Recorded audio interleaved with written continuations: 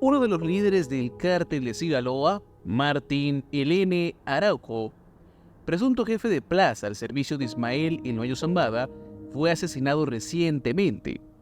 Este hecho tuvo lugar en una emboscada en Culiacán, una ciudad que ha sido epicentro de numerosos enfrentamientos relacionados con el narcotráfico.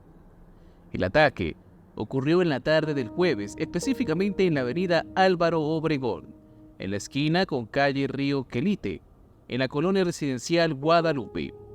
Este incidente se desarrolló justo frente al Templo de la Virgen de Guadalupe, un lugar conocido popularmente como La Lomita, que es un sitio emblemático de la ciudad. La noticia de este asesinato ha resonado fuertemente en la región, reflejando la continua violencia que azota a Sinaloa. Veamos los detalles. Pero antes, permíteme recordarte que si te gusta nuestro contenido y nos quieres apoyar, suscríbete, deja tu like y comentario, pues tu apoyo es lo que hace posible este proyecto investigativo. Ahora sí, continuemos. Elene Araujo, de 24 años, viajaba en una camioneta cuando fue perseguido y atacado por un grupo criminal. A pesar de los disparos, logró conducir hasta una plaza comercial y entrar al estacionamiento. Finalmente, uno de los sicarios lo alcanzó y remató. El servicio médico forense identificó inicialmente a la víctima como Martín, pero posteriormente sus familiares confirmaron que se trataba de Elene Araujo. Según una investigación del semanario Z de México, Elene Araujo era un miembro de los grupos armados del cártel de Sinaloa, conocidos como los Omegas y los Rusos. La investigación, publicada en 2022, lo ubica entre los 42 principales generadores de violencia en Baja California, operando en la zona norte del Valle de Mexicali. Esta región es disputada por grupos criminales, especialmente contra los Chapitos. Elene Araujo respondía directamente a un líder conocido como El Ruso, identificado por las autoridades como Jesús Alexander Sánchez Félix o Miguel Ángel Gaxiola Quintero, quien tiene una orden de aprehensión con fines de extradición. Dentro del organigrama criminal, Elene Araujo estaba justo debajo de Felipe Eduardo Barajas Lozano, alias El Omega, detenido en 2022, y de otros 16 criminales dedicados al narcomenudeo y sicariato. Los primeros informes indican que la víctima iba sola en su camioneta cuando otro vehículo se le acercó y desde allí, hombres armados empezaron a dispararle. A pesar de estar herido, logró detener su camioneta y esperar a los servicios de emergencia. Algunas versiones no oficiales sugieren que uno de los agresores bajó del coche y le disparó a la víctima en la cabeza, causando su muerte. Testigos en el lugar alertaron a las autoridades y a los paramédicos. Incluso, algunos automovilistas grabaron el momento en que varias mujeres se acercaron al joven e intentaron reanimarlo, pero ya no presentaba signos vitales, lo cual fue confirmado por la ambulancia de la Cruz Roja que llegó al lugar. En imágenes y videos que circulan en redes sociales, se puede ver una camioneta blanca estacionada frente a los comercios de la colonia Guadalupe, en la capital sinaloense. Al lado del vehículo yace el cuerpo sin vida de un joven de aproximadamente 24 años de edad, según los testigos.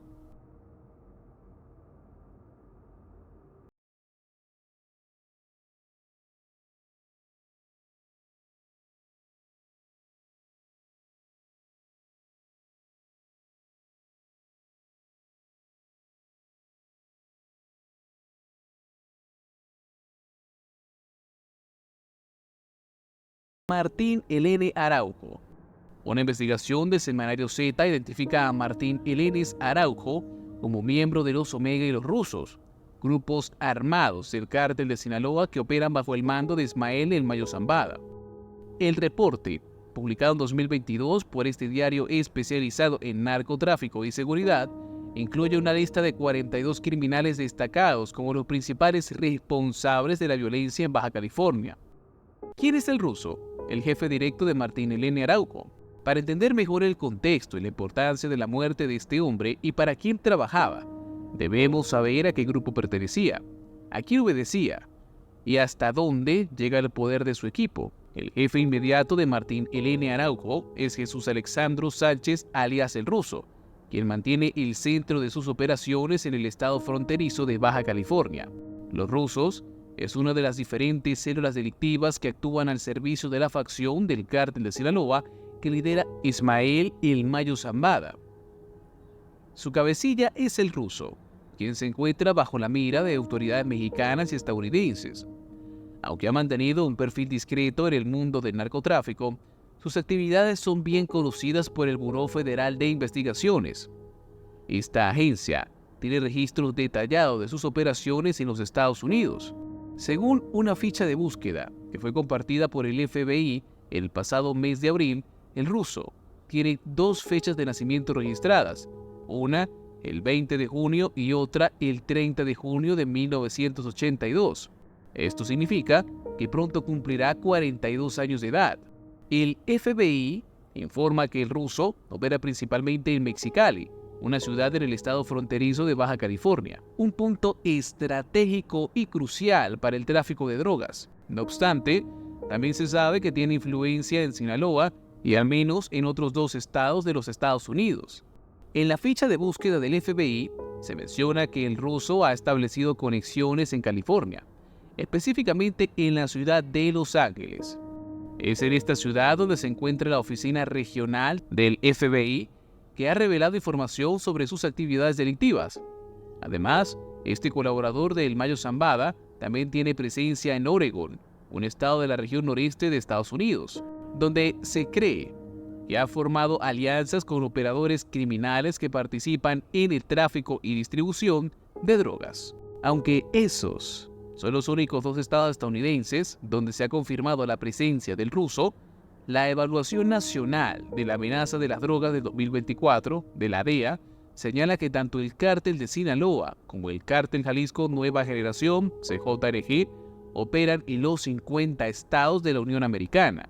Los estados donde la presencia del cártel de Sinaloa es más notable incluyen Arizona, California, Carolina del Norte, Colorado, Georgia, Illinois, Maine, Nueva York, Nuevo México y Texas.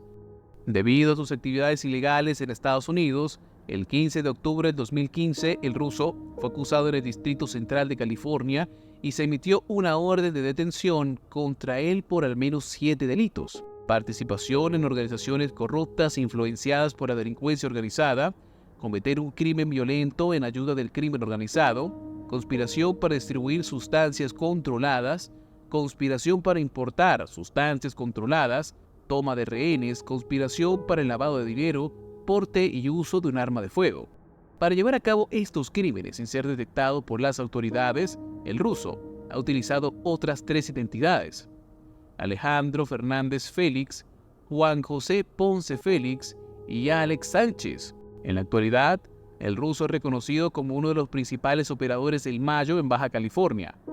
Esta posición lo ha llevado a tener una disputa con los Chapitos, la facción del cártel de Sinaloa liderada por los hijos de Joaquín El Chapo Guzmán, quien cumple una cadena perpetua en Estados Unidos.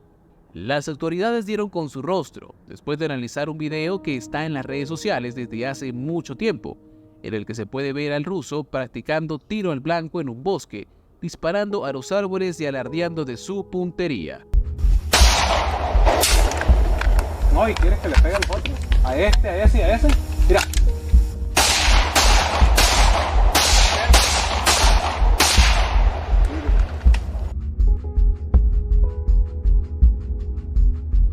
Entre los hallazgos que han hecho las autoridades en torno a la vida de este delincuente y de todas las actividades que llevan a cabo dentro de la organización a la que pertenece, se encuentra un narcohangar que utilizan para trasladar la droga que distribuye a los diferentes estados mexicanos y estadounidenses, por lo que se cree que este hombre podría ser fácilmente el nuevo señor de los cielos. Connivencia con las autoridades aeroportuarias, los controladores aéreos, los radares en México, la Fuerza Aérea Mexicana, desde luego que tiene conocimiento de los envíos de droga de México a los Estados Unidos vía aérea.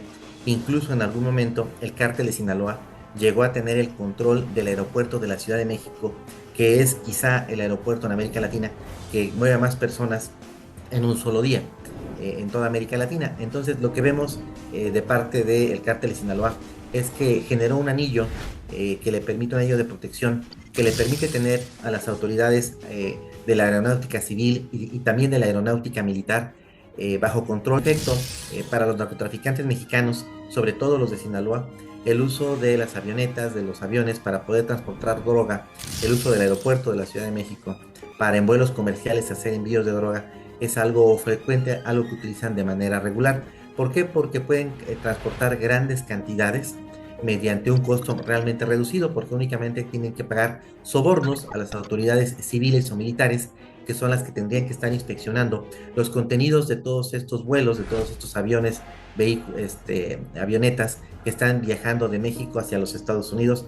La muerte de Martín Elenis Araujo, miembro prominente de la facción liderada por Ismael El Mayo Zambada dentro del cártel de Sinaloa, es solo un ejemplo de la larga lista de jefes y operadores que han caído en esta organización criminal a lo largo de los años. Este incidente subraya la violencia y la constante lucha por el poder que caracteriza a uno de los cárteles más poderosos y temidos de México. Su muerte no solo marca la pérdida de un operador significativo para el Mayo Zambada, sino que también resalta la volatilidad y el peligro inherente en la vida dentro del narcotráfico. Los líderes del cártel de Sinaloa, a pesar de su influencia y poder, no están exentos de la violencia que ellos mismos promueven. A lo largo de su historia, el cártel de Sinaloa ha visto caer a muchos de sus líderes y miembros clave. Cada muerte o captura de un jefe representa no solo un golpe para la organización, sino también un cambio en la dinámica del poder dentro del cártel. Estos eventos a menudo desencadenan violentas luchas internas y ajustes de cuentas, mientras otros miembros intentan llenar el vacío dejado por sus predecesores. Ismael El Mayo Zambada, uno de los líderes más veteranos y astutos del narcotráfico, supo mantenerse en el poder durante décadas. Sin embargo, la constante amenaza de traiciones, emboscadas y operativos policiales mantiene a todos los miembros del cártel en un estado de alerta permanente. La caída de figuras como Martín Elenis Araujo refleja la naturaleza implacable de este mundo donde la lealtad y la supervivencia están siempre en juego. El caso de Elenis Araujo también pone en evidencia la rivalidad existente entre las diferentes facciones del cártel de Sinaloa. La disputa con los Chapitos, liderada por los hijos de Joaquín, el Chapo Guzmán, añade una nueva capa adicional de complejidad a la estructura de poder dentro del cártel. Esta rivalidad ha llevado a innumerables enfrentamientos y a un aumento de la violencia en las regiones donde operan estas facciones. Además, la colaboración entre el cártel de Sinaloa y otros grupos criminales en Estados Unidos, como lo evidencian las actividades de Elenis Araujo en estados como California y Oregón, muestra la vasta red de influencias y operaciones que estos líderes mantienen. La muerte de operadores de alto nivel no solo afecta a México, sino que también tiene repercusiones en el tráfico de drogas y el crimen organizado en los Estados Unidos. La historia de Martín Elenis Araujo es solo una pieza en el complejo rompecabezas del narcotráfico. Su muerte, como la de muchos otros, es un recordatorio de la brutal realidad de este mundo y de los constantes peligros que enfrentan aquellos que deciden formar parte de él. El cártel de Sinaloa, a pesar de sus pérdidas, sigue siendo una fuerza formidable en el mundo del narcotráfico, adaptándose y reorganizándose con cada golpe recibido. En conclusión, la caída de Martín Elenis Araujo ilustra la naturaleza despiadada del cártel de Sinaloa y la constante lucha por el poder dentro de sus filas. Cada muerte, cada captura, es un recordatorio de la violencia intrínseca de esta organización y de los enormes desafíos que enfrenta tanto en México como en Estados Unidos. Sin embargo, el cártel sigue adelante, evolucionando y manteniendo su influencia a pesar de las constantes adversidades. Recordemos que Ismael El Mayo Zambada, presunto cofundador del cártel, y Joaquín Guzmán López, hijo del ex jefe Joaquín El Chapo Guzmán, fueron detenidos por las autoridades estadounidenses en El Paso, Texas. Ambos se enfrentan a varios cargos por dirigir presuntamente en las operaciones delictivas de las que se considera una de las operaciones de narcotráfico más poderosas y mortíferas del mundo. Ismael El Mayo Zambada, quien tiene 76 años, se declaró inocente de todos los cargos en su primera comparecencia ante un tribunal federal en El Paso. Actualmente está detenido sin derecho a fianza y enfrenta 7 cargos federales que incluyen participación en una empresa criminal continua y lavado de dinero. Además, Zambada aceptó renunciar a su derecho a presentarse en persona en el tribunal y a solicitar una fianza. Normalmente no hago comentarios sobre mis casos penales, declaró su abogado Frank Pérez. Sin embargo, diré que mi cliente no vino a Estados Unidos voluntariamente. Se espera que Joaquín Guzmán López, de 38 años, se presente ante un tribunal federal en Chicago, según informó su abogado Jeffrey Lichtman a CNN. Guzmán López ha sido previamente acusado por un gran jurado federal en Illinois de delitos relacionados con narcotráfico, lavado de dinero y posesión de armas de fuego, según un comunicado del Departamento de Justicia de Estados Unidos emitido el año pasado. Lichtman expresó en un correo electrónico su entusiasmo por ver a Joaquín y colaborar en su caso. Añadió que él mismo estará presente en la sala del tribunal junto a Guzmán López. La detención se produjo después de que Guzmán López engañara a Zambada y organizara su arresto. Zambada creía que iba a viajar al norte de México para ver propiedades inmobiliarias.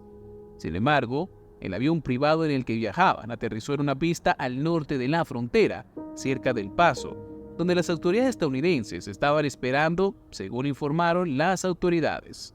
Por otro lado, el abogado de Zambada ofreció una versión distinta. En una conversación telefónica y una declaración enviada a medios de comunicación estadounidenses, Pérez afirmó que Zambada fue secuestrado. Mi cliente fue secuestrado por Joaquín Guzmán López. Zambada fue emboscado, arrojado al suelo y esposado por 6 hombres con uniformes militares, además de Joaquín. Le ataron las piernas y le pusieron una bolsa negra en la cabeza, señaló Pérez en su comunicado. Luego, lo metieron en la parte trasera de una camioneta y lo llevaron a una pista de aterrizaje. Allí, le obligaron a subir a un avión con las piernas atadas al asiento por Joaquín y le llevaron a Estados Unidos contra su voluntad. Las únicas personas que viajaban en el avión eran el piloto, Joaquín y mi cliente. El gobierno de Estados Unidos tiene que dar informe completo. No puede ser solo declaraciones generales, dijo el presidente Andrés Manuel López Obrador. Tiene que haber transparencia. A pesar de estas declaraciones hechas por el abogado de Ismael Zambada, un exagente de la DEA tiene otra percepción. Se trata de Héctor Berreyes. Veamos qué dice. Mientras esto sigue su curso, recuerda suscribirte, dejar tu like y activar la campanita de notificaciones, pues tu apoyo es lo que hace posible este proyecto investigativo. Ahora sí, sin nada más que decir, me despido. Nos vemos en un próximo video. Hasta pronto.